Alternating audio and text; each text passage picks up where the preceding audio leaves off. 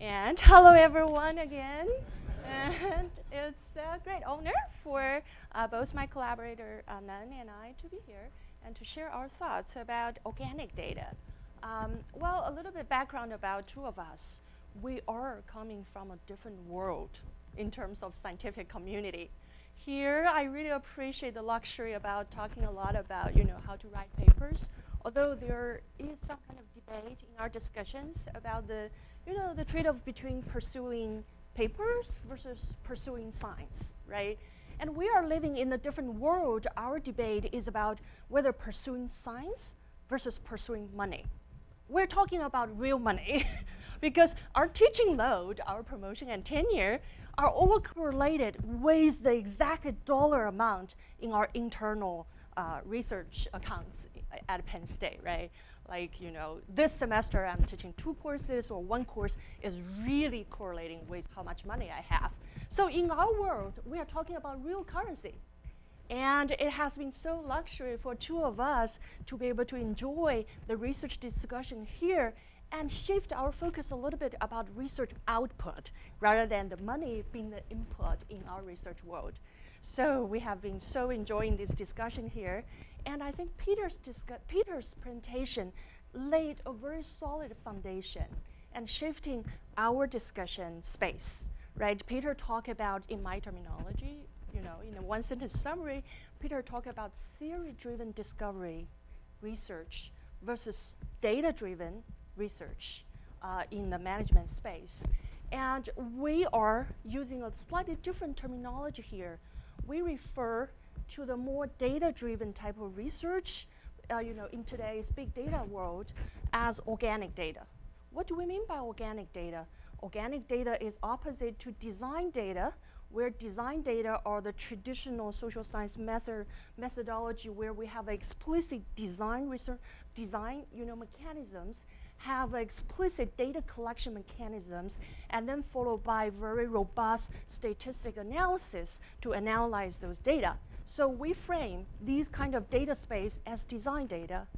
And in another direction, because of big data, right, we have seen the Twitter data sets, or even my phone, while I'm talking here, my phone generates a lot of data about me, right? Facebook apps is knowing my exact location here and maybe talking to another app and sharing my contact book with other apps while I'm talking here. So the organic data refers to these data generated organically while sensors on the web and on the social media without explicit research design. And how we utilize these kind of organic data, I observed a couple of trends in the social science or computational social science research space in the recent 5 years in terms of social science perspective of big data research. One is aggregate large-scale design data, for example, large-scale census data sets and administrative records, those big national surveys in the past 40 years, right? And then think about how to do this large-scale design data analysis that involve a lot of statistic advancement and innovation. And then the second trend I observe is more and more researchers in the social science space try to utilize the organic data. Twitter, one of the most popular data sets we observe out of the top tier publications across the fields of psychology, sociology, and a lot of business fields. And then the third trend I observe is the joining of these two data sets, two sources of data, right? The data integration.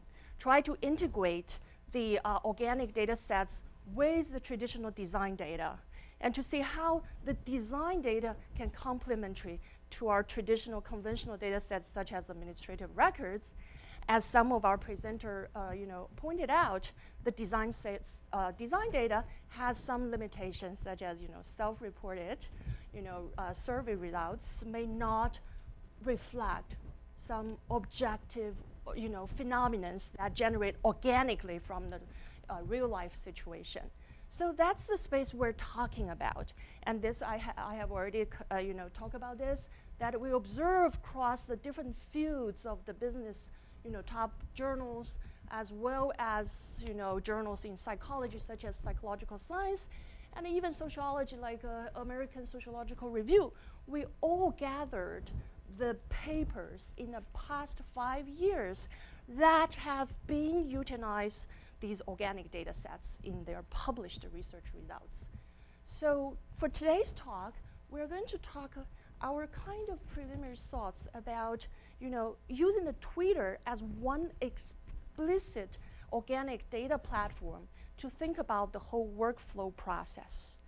And we summarize our, high-level abstraction of the research workflow based on our previous, discussions in this workshop.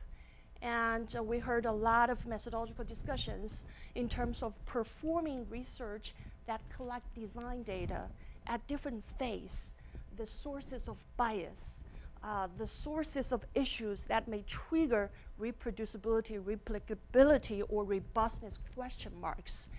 And what we can claim here is that our preliminary observation also,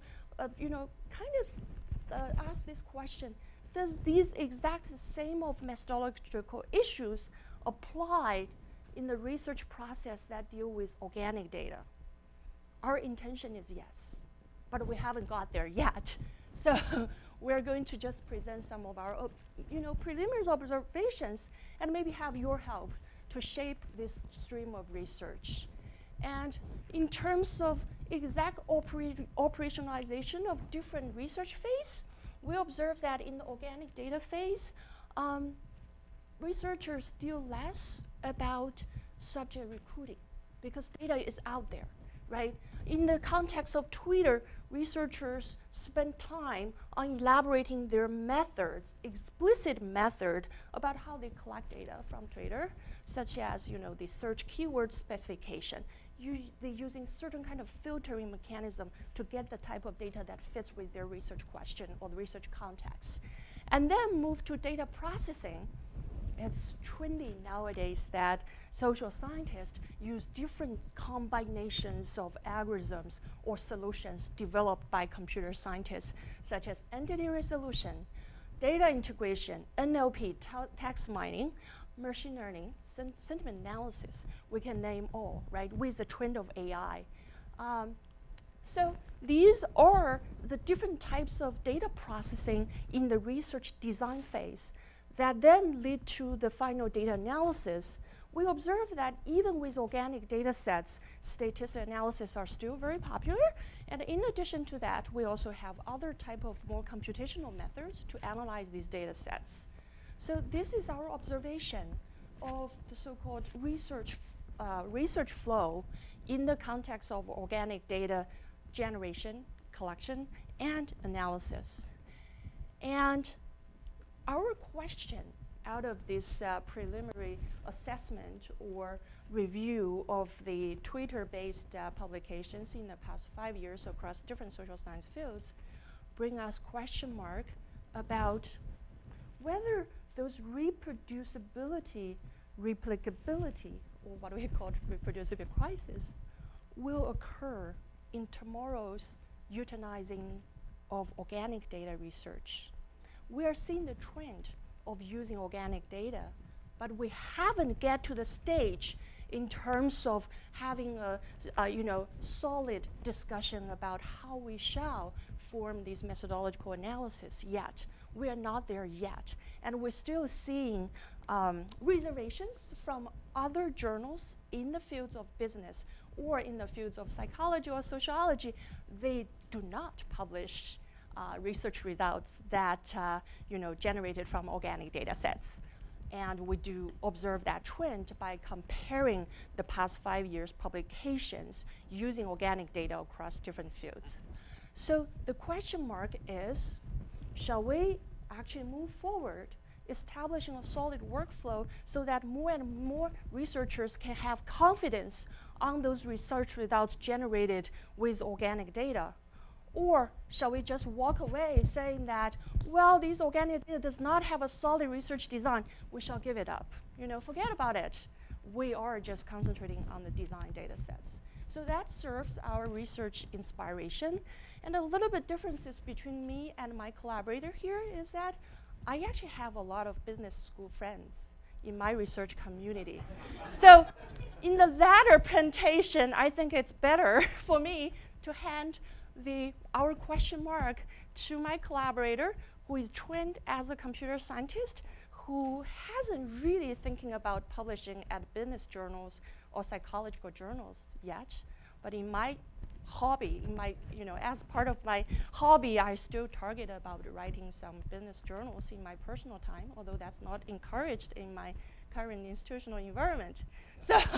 So next, I would have my collaborator to present our observations in this space. Thank you, Heng, for setting up the discussions. And well, Heng said it in a nice way, so let me put it in a kind of less nice way of the point I want to drive home. So the point I want to drive home is for organic data analysis, reproducibility is not the holy grail. I can disclose to you every single bit of the operation I do during data analysis, and I can give you the entire data set I used for research. You can reproduce my findings, every single bit of it. It still doesn't mean the research finding is reliable and robust. And why is that? Because we do not know how to scrutinize the methodology used for data analysis. You tell me exactly what I do, I look at it, I say, well, it sounds reasonable, but is it really reasonable? I'll show you 4 examples here. The point of it is not to point fingers, even though all these examples come from papers published in the venues Heng talked about. One thing I want to note is every single example I gave is actually a methodology shared by more than one paper. So it's not about a single piece of work adopts this methodology that could have problems down the road. It's really a pretty prevalent misunderstanding or misconception of what is or is not acceptable in data analysis workflow. First, well, I guess if you talk with computer scientists about the reliability of an algorithm or about a workflow, the first thing come to mind would be the devil of parameters.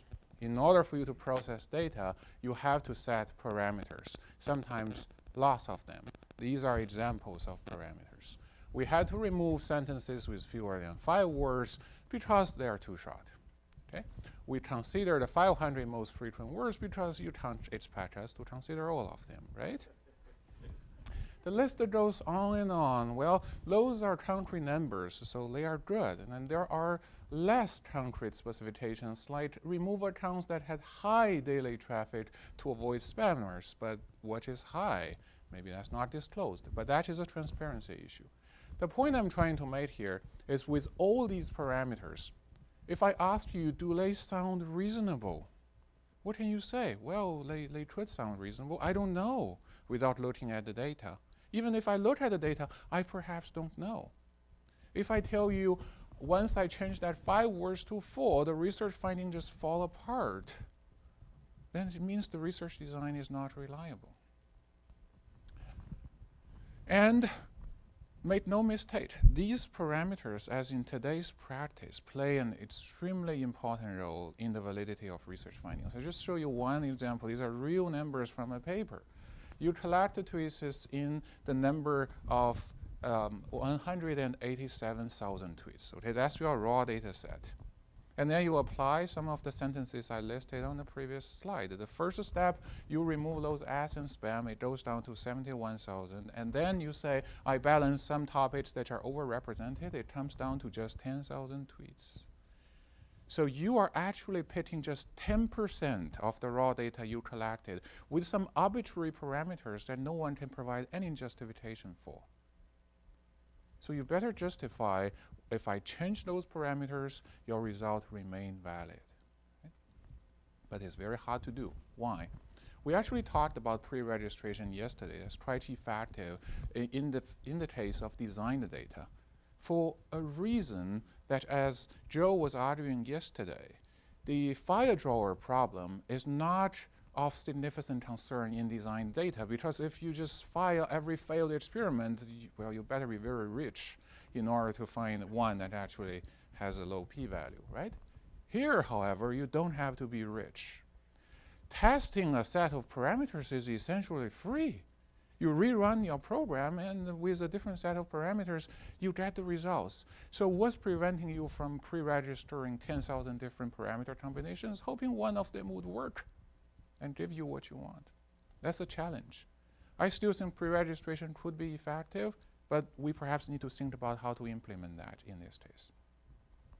Another idea here is how about we automatically check parameter variations. If you give us your data set and your program, well, we'll design a system that will automatically vary those parameter settings and then see if your results remain valid. That sounds like a feasible idea, but again, there are research challenges here.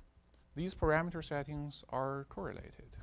You can't just arbitrarily choose a random combination and hope the results still make sense. Sometimes you change a few of them, you have no tweets left, and of course the results don't make sense.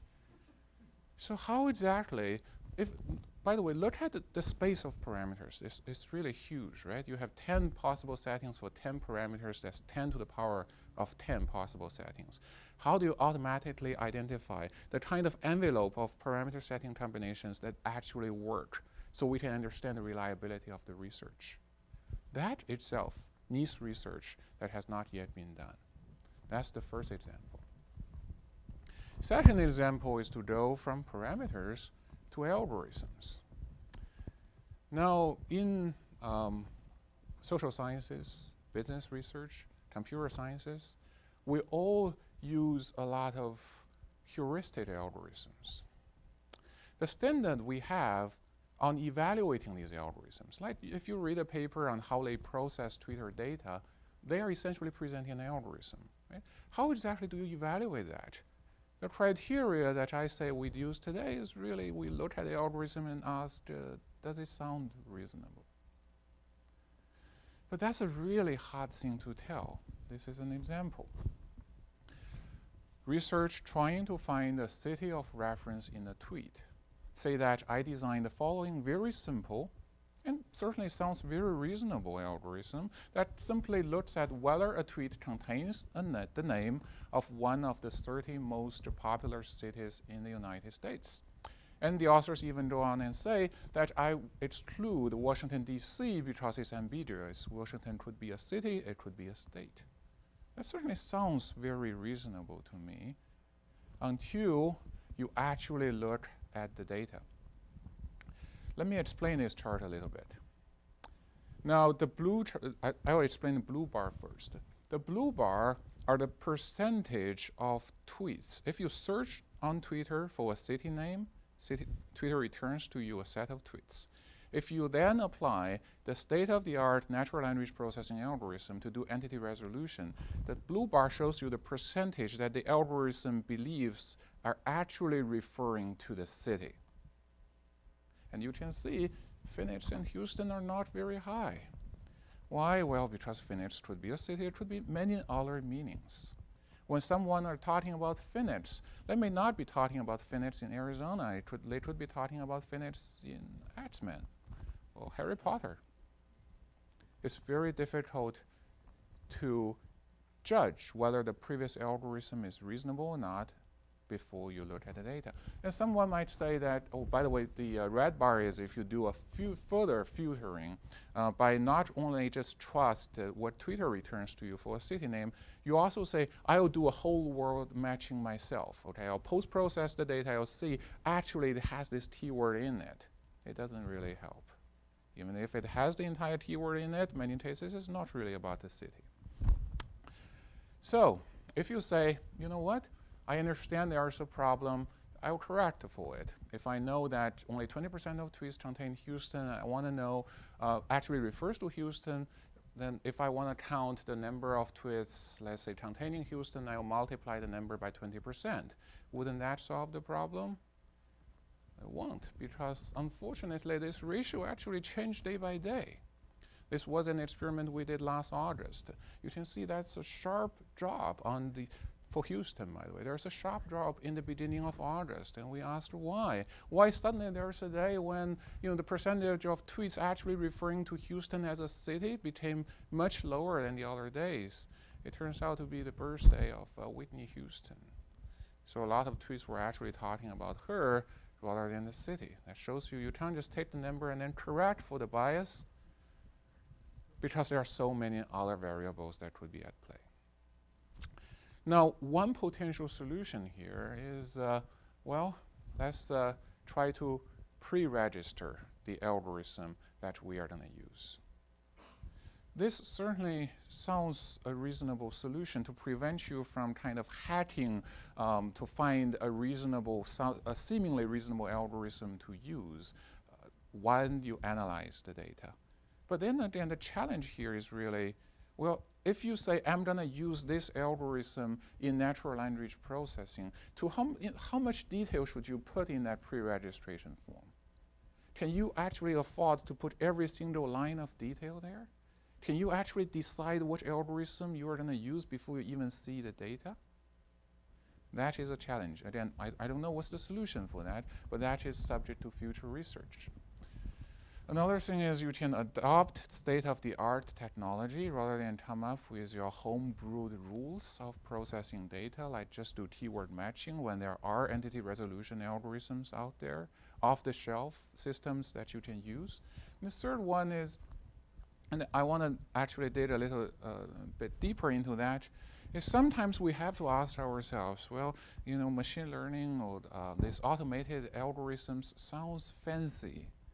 Do we actually need them? So here's actually a comparison. If you have 10,000 tweets you need to process, you can say that's too many, and if I asked my students to label it, I don't have that many students. So I'm going to use an NLP algorithm to help me do that. That's a reasonable argument. Before you think, how about I just take 100 samples from these 10,000 tweets and then ask my students to label the samples, and then I want to extrapolate from there to draw my conclusions. These are the confidence interval, 95% you're going to get. If you ask your students to draw 100 samples and then rate them, the ratio is, I forgot what kind of statistics it is, but the confidence interval is 0.8 plus minus 0.08.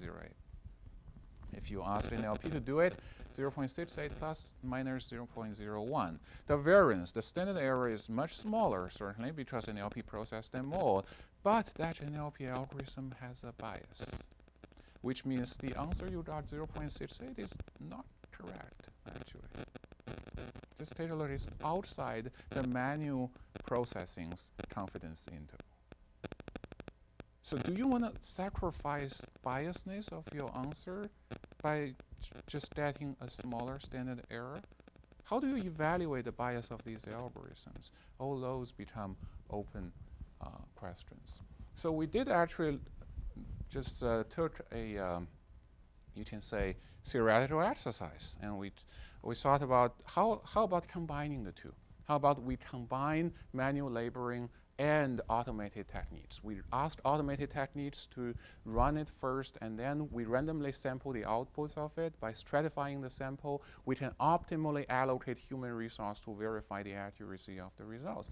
It seems that with this approach, we can prove that the mean square error you are going to get at the end, which is bias square plus variance, is guaranteed to be lower than either the manual processing or the automated processing. So that might be something you could consider when processing the data. That's the second point. And the third point is a little more complex. It's about what we call as unbalanced cost structure on social networks. What do I mean by that? This is often what happens with design of experiments on social networks. You take a treatment group, you take a control group, and then you treat that treatment group with whatever you want to manipulate or what intervention you want to put on, and you compare these two. The special feature of social networks, however, is that it's very costly to have a large treatment group. Let's say if you want to give them some premium membership, have a 1,000 treatment group is very expensive.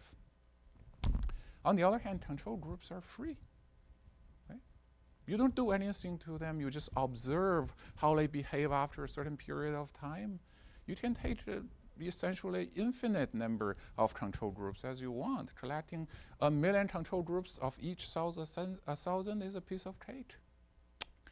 So that brings about a question, and we have seen these practices, is how about, because we have limited resources, we have one control group, one treatment group, sorry, and then we take, let's say, 1,000 control groups. The idea here is this. We have one treatment group, and then we apply our experiment over that treatment group. And then we measure the effect by comparing that one treatment group with the 1,000 control groups. The logic is as follows. Okay, so if that treatment group, if we measure the degree of effect, if the treatment group outperforms 999 out of that 1,000 control groups, then I say, well, the treatment must be effective, because by chance, it's just 0.1%. Is that reasonable? Can you actually say, because even if I only have one control group, because I don't have a lot of money, I have 1,000 or 1 million control groups to back me up? Well, if you actually have the null hypothesis saying that the effect on the treatment group is the exact same probability distribution as the effect on control group, then yes, that is reasonable. If the null hypothesis is they have the same distribution and you want to reject that null hypothesis, that is reasonable, because in order to outperform 95% of control groups, when the null hypothesis holds, the chance is just 5% for you to see what you see. So that is correct. It's just unfortunate that's not really the null hypothesis you want to reject, right? What you want to test, the hypothesis you really want to test, is whether your treatment is effective. And if you actually look at the distribution in the real world, it's very far from what you're going to see here. I just show you one kind of extreme case example to illustrate the theoretical absurdity of this before showing you some real examples in real world. This is the absurd example, right? Think about if this is actually the distribution of that effect over the treatment group. You have 50% chance to have the largest value. You have 50% chance to have the smallest value. The treatment is not working. It's not like people are more likely to pay in your control group than in your treatment group than in your control group. It's the same. But think about what's going to happen if you use this one treatment and 1 million control idea, right? For 50% chance, you're going to say, well, I outperform 100% of the control group. You say, well, practically, the chance for me to get to that is 0, so this is a very, very strong finding. In this case, it's not. You have 50% chance to get to that. It's just you haven't seen the other 50% yet. So you say this is an extreme case example, and that's not how things work in practice. This is how things work in practice. This is actually what, so let me explain how exactly I did this simulation. So the way that we did this simulation is we actually take this idea of one treatment group and many control group and then do a simulation on a scale-free network generator called the Barabasi-Albert model, and we rerun it many, many, many times. Okay? So each time we rerun this, we regenerate a treatment group and 1,000 control group. We measure how much percentage of the control groups are outperformed by that treatment group.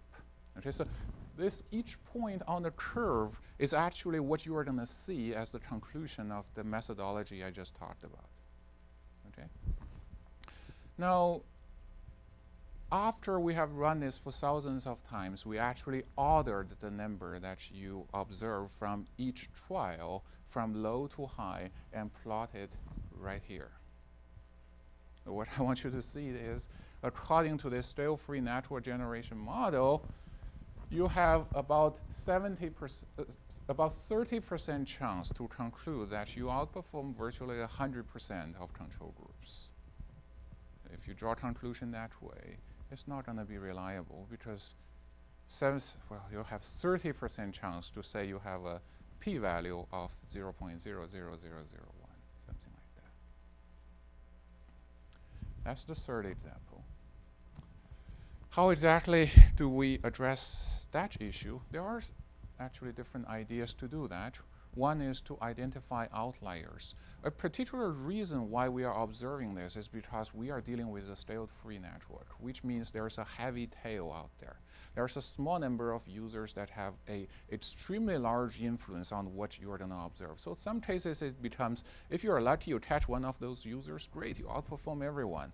If you don't, well, you're at the bottom. You have to identify these outliers. So how exactly do you identify the outliers? Actually, what we talked about yesterday about bootstrap sampling is a very effective idea. You subsample the treatment group. Then there's a chance you are going to subsample the treatment group to that one without that high influencer, and then you will be able to tell that you actually hit an outlier. And that's what makes you see what you have seen. Of course, another idea would be to simply have more treatment groups instead of just one. But the point I'm trying to make here is you can't just assume one treatment and a million control groups are going to give you the same kind of conclusion as you are going to get with multiple treatment groups. The last one is about operationalization. So what do I mean by operationalization? This is an example of operationalization. If you want to measure chatter of a particular topic like fracking on Twitter, this is what people actually do in their research. They count Twitter messages that contain the word fracking. This is operationalization. This is to measure, we can't directly measure chatter, so we measure the number of tweets containing that keyword. Is it reasonable? It certainly sounds reasonable until you actually look at the data and you find, you know what? A lot of people, when they talk about fracking, they don't actually use the word fracking. Popular hashtags like frack is whack. And one important thing is these hashtags have very significant skewness, if you may, in terms of their opinion. You use Obama here if you are against it. You use ACA if you are for it. That's a very famous example. And actually, Washington Post did a study just drawing the word cloud of congressional members after they vote for or against reopening the government after it was shut down back in 2013. You see their keywords are completely different from one another. If you are for it, you talk about reopening. If you are for reopening the government, you talk about reopening, you talk about shutdown. If you're against reopening the government, you talk about that. How do you capture all of that? How do you operationalize what you want to measure by actually finding the keywords that match, not only match what you want and is comprehensive enough to capture the entire spectrum of opinions without introducing bias? That is very, very difficult. This is another example of operationalization. The idea is we want to know the similarity between the brand images shared by two, the similarity between the brand images of two companies represented by two Twitter accounts. We can't directly measure that.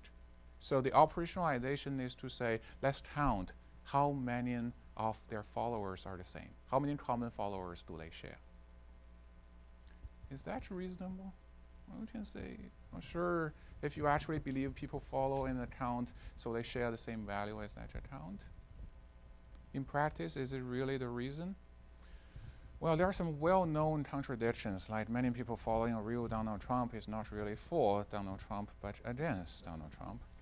That aside, there are some subtle reasons, like if you actually look at, in one case in the research, those environmental friendliness advocacy groups, just to measure how environmental friendly a brand is. It depends really on which account you are looking at. EPA research is the US version of it. EU is the EU version of it. You can see that their follower distribution are very different based on geographic distributions. So if you actually count the similarity, the common followers shared between EPA research and, let's say, Rolls-Royce cars or Cadillac, you are going to draw the conclusion based on the first account that Cadillac is more environmentally friendly, and for the second one, Rolls-Royce seems to be much more environmental friendly. Well, it's just the artifact of Cadillac has a larger audience in the United States. And it doesn't stop there. There are many other such confounding factors. For example, this is the distribution of when their Twitter followers joined Twitter. That's very different. Their Twitter followers joined Twitter at different time. And why is that?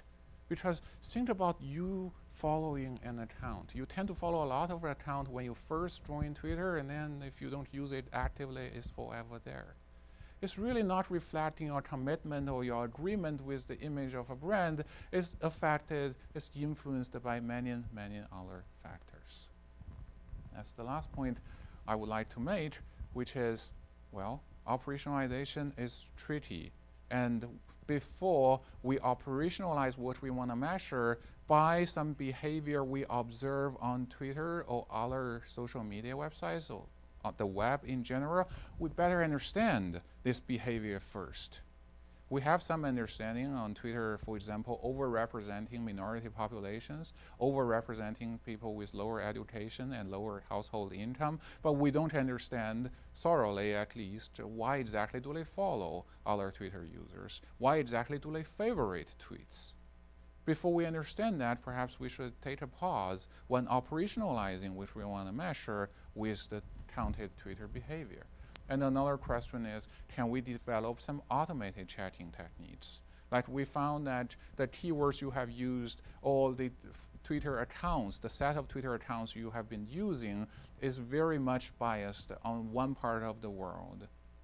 Then maybe we can give you an alert saying that before you use this list, think again, maybe find more relevant accounts in some other region of the world, or was created in some other years that was not covered by your current list. So that is a potential solution. But just to summarize the points I'm trying to make, again, these are not saying that these are the only 4 kinds of problems in organic or web data analytics. There are a lot of problems like this. But the point we are trying to make today is that for organic or web data analytics, for research finding built upon that, the main challenge may not be reproducibility, or we have to go beyond the reproducibility, because simply sharing all of your data and every line of your code does not guarantee the reliability of your result. It's perfectly reproducible, but terribly unreliable. It could be. So what do we need? We believe we need more research in methodological scrutiny. We have to understand how to scrutinize such methodology. Just like before, all the scrutinization for questionnaire design was developed, we perhaps don't know how to develop a questionnaire. It's like today, we don't really know how to develop this workflow of organic data analytics, and we have to do research on that.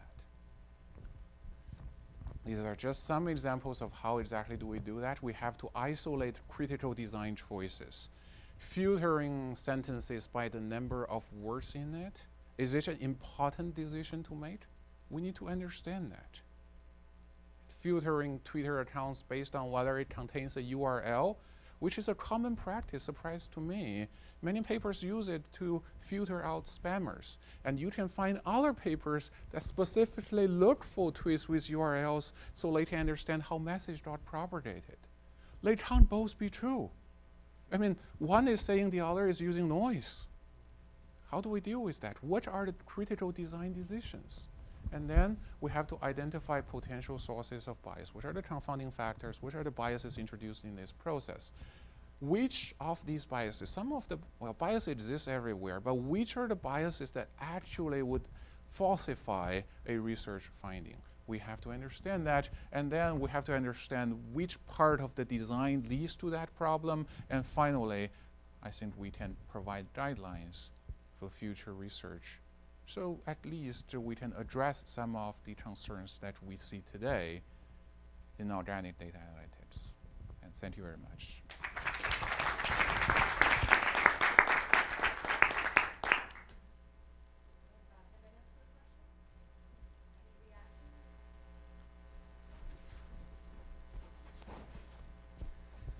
That was really interesting. And so I guess one question is, I mean, a lot of what the problems that you are drawing about is because there's a lot of sample selection that goes on from the parameterization, even like who uses Twitter. Like, I don't use Twitter, I don't want to use Twitter, I can't even imagine why a person would care about it.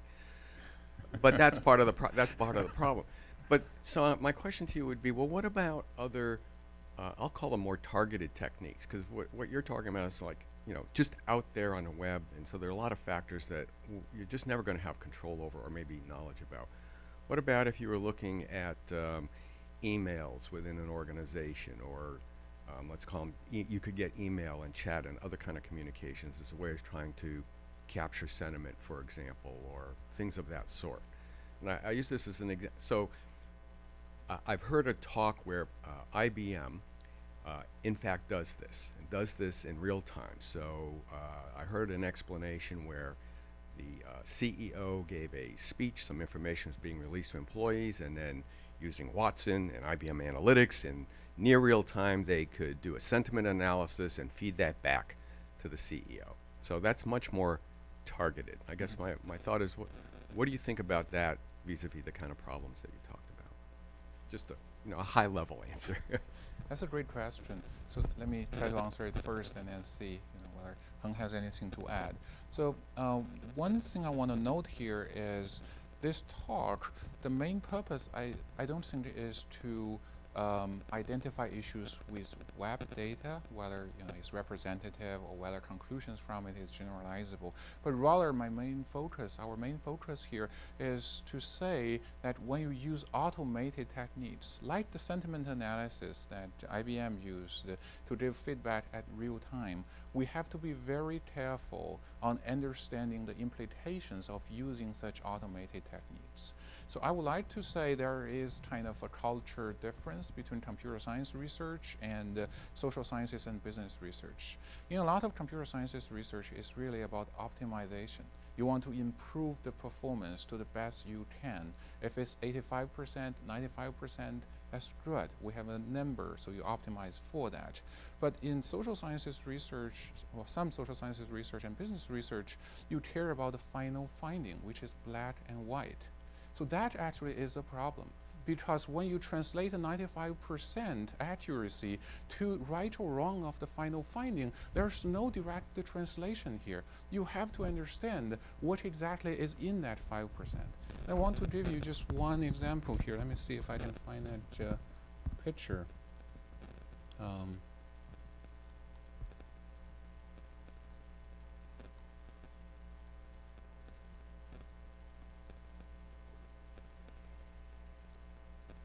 Okay, here we go.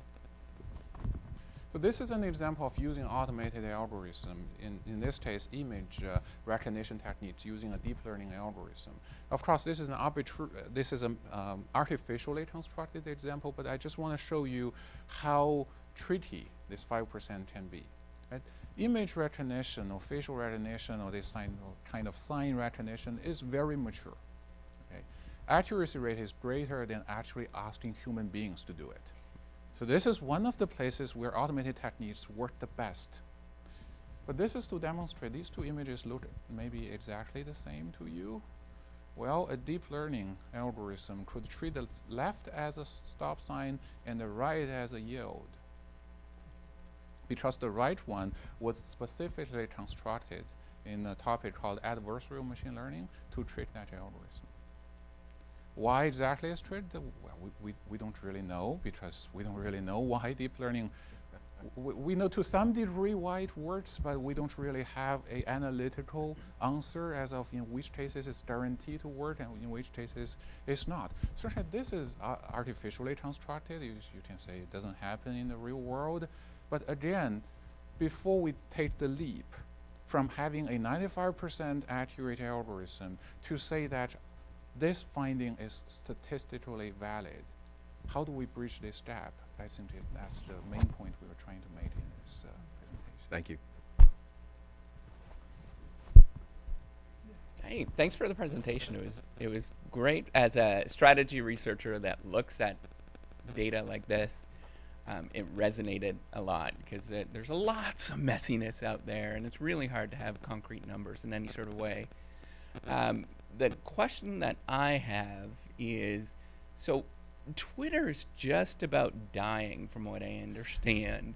So if you make this large investment in this particular technology to understand Twitter, and there's a new technology that comes out, what are we to do as researchers if we start building up these toolboxes?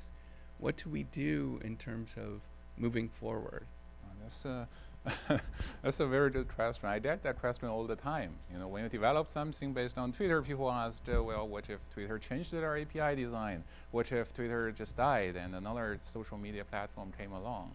But one thing I want to say is a lot of the techniques that I was advocating that we should look into here are really generic. They focus on some common methodology adopted during the analysis of organic data, no matter where the organic data is from, whether it's Twitter, Facebook, or just emails. Unstructured data to structured data. If you want to do sentiment analysis over unstructured data, if you want to do entity resolution, which is to extract, let's say, human names, locations, etc., from unstructured text, then you need to understand the implications of these algorithms. That's no matter whether you're using a Twitter or if you're using any other data source. And the treatment versus control case I was referring to, the artifact that we are observing is actually at least we understand it today, is due to the scale-free network. It's due to the power law distribution, which again is a phenomenon you observe in many different places, not just Twitter. So certainly there are things that are very specific to Twitter. Like there has been papers in the computer science community just to understand when Twitter has a fire hose, and Twitter say that if you subscribe to a streaming API, it gives you up to 1% sample, and there are research that found this 1% is not a random sample. It is a sample, it's not random. That research would be specific to Twitter and may not be generalizable to other places, but I would say there's a lot more research to be done that are generalizable to other organic data sources as well. I want to add that Twitter may die as a platform in terms of generating those data for researchers. But the type of data, like text data, how you process text versus image data, is a fundamental question and is a fundamental methodological concern we have here. I have a question about looking beyond the measurement. So your presentation has been focusing on the measurement issues, which as IO psychologists and OB researchers we really care about. But let's step back a little bit, look at the big picture. In organic data, you have the chance of forecasting future behaviors, whereas in OB and IO psychology, it's not that easy to forecast future behaviors of human beings. So what if your golden standard is switched to forecasting for future, and do you still care that much about measurement, like Houston or Washington, D.C., this type of detailed measurement issues? Would that be still an issue if you are able to forecasting 99% with correct rate for future behaviors? That's a good, very interesting question, and I can give you a real example of that. Recently, there has been this debate in the analytics community, the web analytics community, about using Twitter, or for that matter, any social media, to predict elections. And people found dozens of papers trying to say that Twitter or other social media platforms are reliable sources for predicting elections. It's just that none of those papers actually made any prediction. They all looked back into history and say, well, the Twitter data would be consistent with how the election turned out. And if we knew anything by now, it's just perhaps, I guess, if you ask me to bet, we don't know how to predict the elections. So I think there's certainly, I see that as a problem, right? If you claim that what you are doing is to predict the future elections, but you don't make any prediction, then how do we evaluate the value of that article? But on the other hand, if we all make future predictions, then like for election, for example, it's not like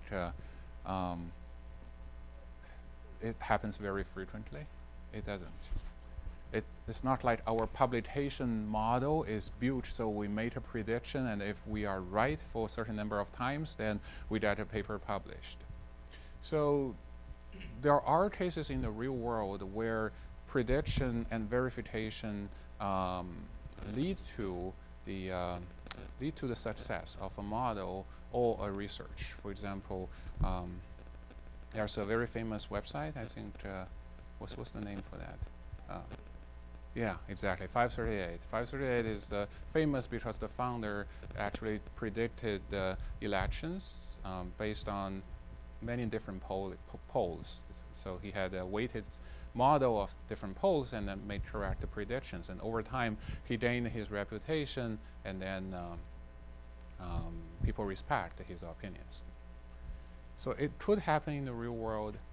I'm not sure in how many topics we study it can be readily translated into a operationalizable paradigm, so that we can require any kind of organic data analysis to make some predictions that we can verify down the road. And then once again, those predictions, I think fundamentally the gap here is really the norm seems to be the finding is either true or false. But in the real world, it's much more complex than that, right? Even for 538, when they were predicting Trump versus Clinton, they were saying Trump has 30% chance and Clinton has 70%. So you observe the outcome. What can you say about that model? I guess it's inconclusive. So there is this gap on understanding. We want something, if we believe it to be true, to have perfect prediction every time, which is not going to happen. And prediction is not easy to come by. So I think it's a great idea if prediction is used as the golden standard. How to operationalize that, I'm not sure. So this actually, I just want to jump in. One comment that this reminds me about the thinking of use of organic data research. What's the role of organic data in terms of, in our research space? I think, multi-method may be naturally the way in the future, right? Some data-driven exploratory can review certain correlation patterns and followed by solid designed, design data collections through experimental survey may provide additional insights. Or, when we have secondary large data sets such as census data, when we can actually map that with some organic data set to review more observational patterns. But meanwhile, we can get some, solid design instrument about reviewing other parts. So I think my view, maybe different from yours, is that how we create certain kind of hybrid approach about mixed data, mixed design, and a mixed method. So I just wanted to highlight a connection with the session yesterday. So yesterday we learned in the first session that p-hacking is a big problem, and that the main solution to p-hacking was to pre-register studies. Well, you have shown that pre-registering is not a practical solution. So we are back again with the problem, yeah? So what are your thoughts? Yeah, what would you suggest?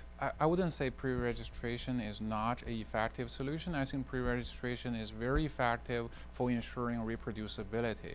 The point we were trying to make is just reproducibility is actually easy to ensure in organic data analysis. The real challenge is robustness. And pre-registration could help with robustness. Like if you pre-register the exact algorithm you use, at least let's say before you actually start collecting Twitter data, then at least you eliminate the chance of fishing for the right heuristic algorithm to use down the road. But on the other hand, there are many other cases where it's not going to be effective. But the chance that you pre-register the exact parameters that will be helpful to uncover any patterns is very, very low. Sure. Yeah. Exactly. So that's why I think it's helpful to a certain degree. It's not going to solve the entire problem because you can't pre-register every single detail.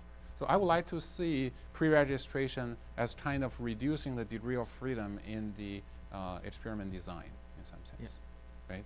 So it's just in design experiments, in a lot of cases, the degree of freedom is not as high as in organic data analysis because you have these tons of parameters, tons of algorithms to choose from. But the lower of the degree of freedom, the better. So it's going to help. It's just not going to solve the whole problem, and we need other kind of research to go into looking at how to solve the problem, like the automated checking tools. So, oh. No. Well, I wanted to go back for a second to prediction. For organic data and prediction, there is a very importance from an utilitaristic point of view. Yes, and what I've noticed, and I would like to know your opinion about that, is that paradoxically, the fact that organic data has these extreme value distributions and scale-free and different types of networks, it is kind of somehow easier using the modeling techniques we have to predict person-centric or individual trajectories as compared to population trajectories. There have been huge fails to predict, for instance, flu incidents, to predict epidemics because of topics virality, because of automated boats and everything. However, this is very important. We need more modeling techniques because with standard surveillance, population-based estimations and individual-based estimation, they kind of go in the same way and use the same modeling techniques. With organic data, you can't use the same statistical techniques because you have extreme value theory. You need new modeling techniques. What do you think is the state now, state of the art, for population-based predictions? Well,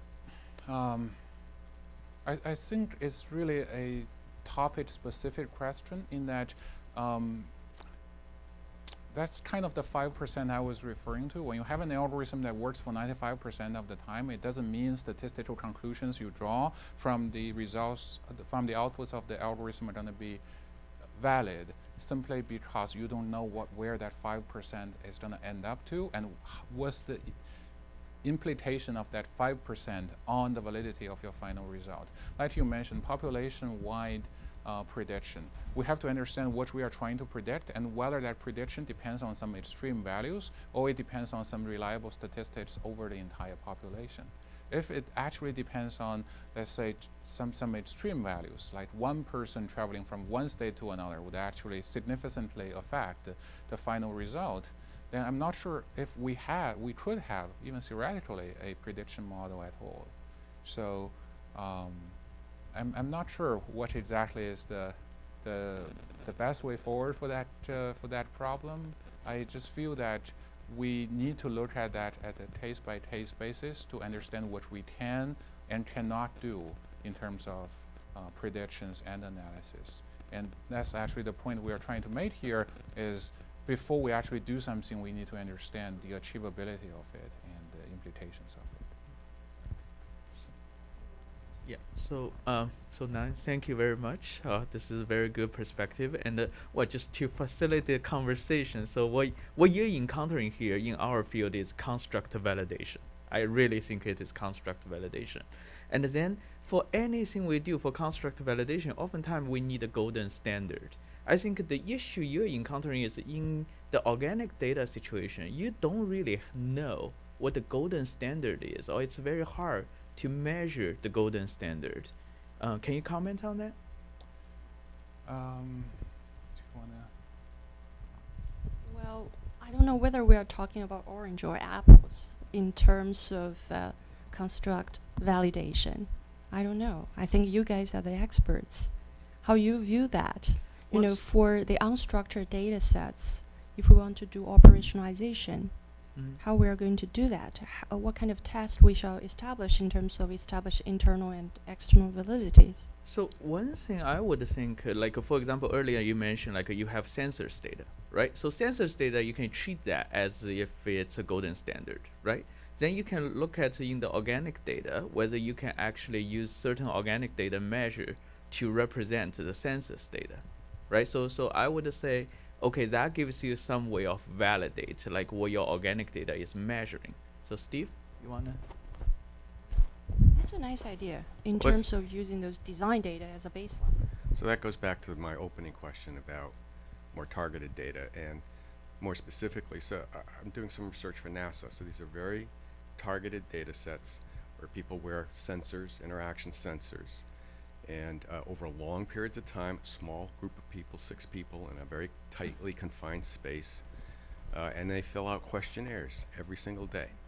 So we have a gold standard on a number of different criterion measures that we can look at. And a very simple example would be, okay, can I predict how you're feeling about being a member of this group or team just based on how much time you spend in close proximity to anybody else on the team? And yeah, I can account for that statistically.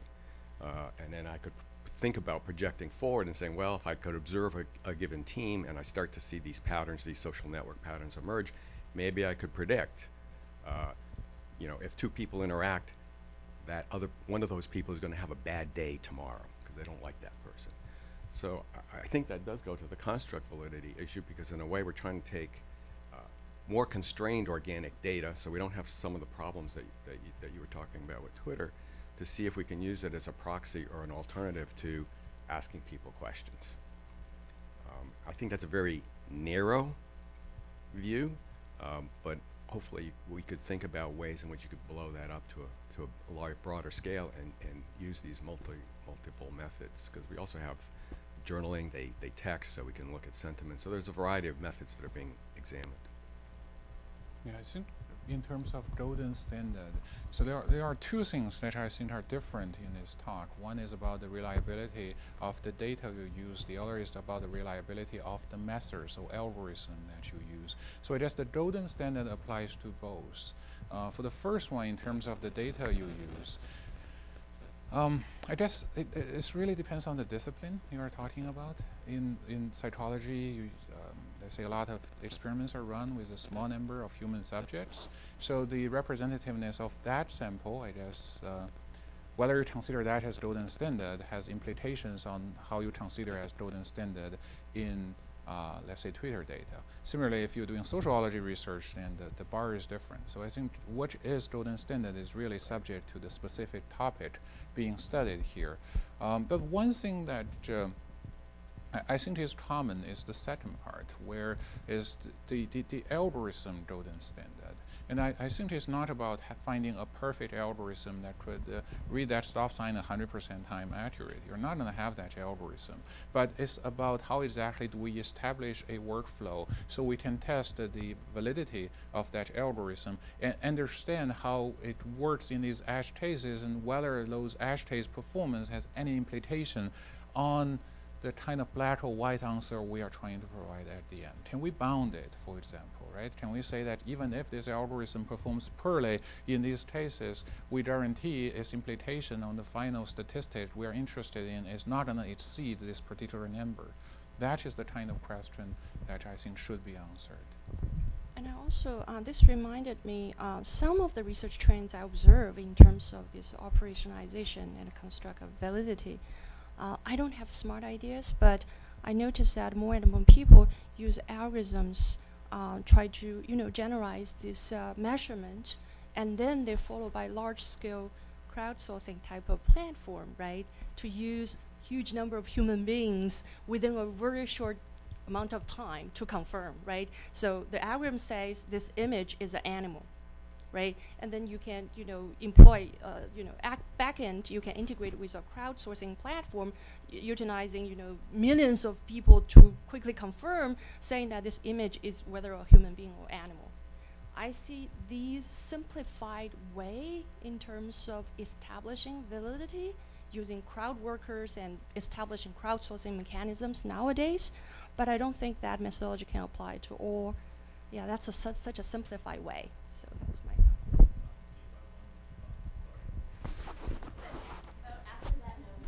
Yeah, sorry, I'm standing between you and the lunch. Well, no, I think that's a very good point, right? So the cross-sourcing, yeah, I know a lot of people do that, but the issue is oftentimes is based on human perception. It's like really like a perceptual kind of validation. But whenever we're inferring to like a psychological process, or even just like whether the word mean the behavior it means, well, that becomes an issue. I actually don't think cross-sourcing will be a good way to answer that. But then going to Nan's point about the golden criterion about algorithm. So I think that actually links to the internal validity issue in our field, which is, well, so your algorithm represents something for you to make inference. Okay, so how can you guarantee that inference is what you like say it would be? I think that's the way I would approach it. Algorithm-wise, I think you can do some cross-validation for that. You can probably well, the golden standard there is a little bit murkier. I would say that. So then there is where you need a good theory, because when you don't have a good theory, it's very hard for you to construct a test for this kind of golden standard thing. So that's my 2 cents. But this is good, awesome. Thank you. Thank you.